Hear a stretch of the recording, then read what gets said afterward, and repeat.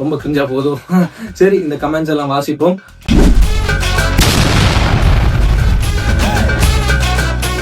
இந்த ஒரு கமெண்ட் தான் ஷேர் 992 சர்ச்சும் கோவிலும் போட்டீங்க, மார்த்தாண்டம் பள்ளிவாசல சேர்ந்து போட்டிருக்கலாமே bro.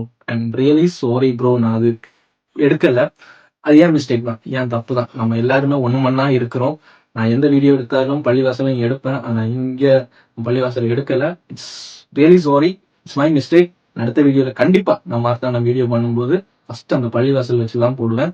Sorry bro, next time நான் கண்டிப்பா இதை போடுவேன். ஹிந்துஸோட ப்ராப்பர்ட்டில கட்டின சர்ச்சுன்னு கிளியரா சொல்லல. யார்ல நீ? இல்ல நான் தெரியாம கேட்கேன், யார்ல நீ?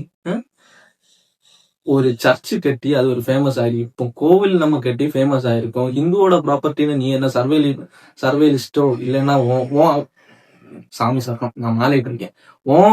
வீட்டுல உள்ள சொத்து ஏதாவது எடுத்துட்டு வந்துட்டு இது கட்டினாங்களா? எப்படி நீ இது சொல்லலாம் ஹிந்துவோட ப்ராப்பர்ட்டி? நானும் ஒரு ஹிந்து தான்.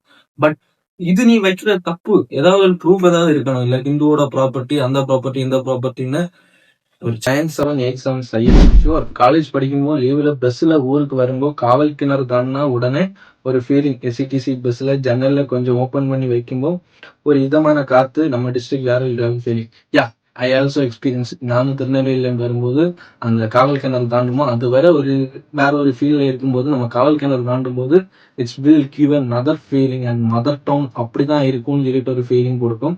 ஐ also accept it bro. It's been a miracle feeling அப்படின்னு ஒரு சம்பவம் தான்.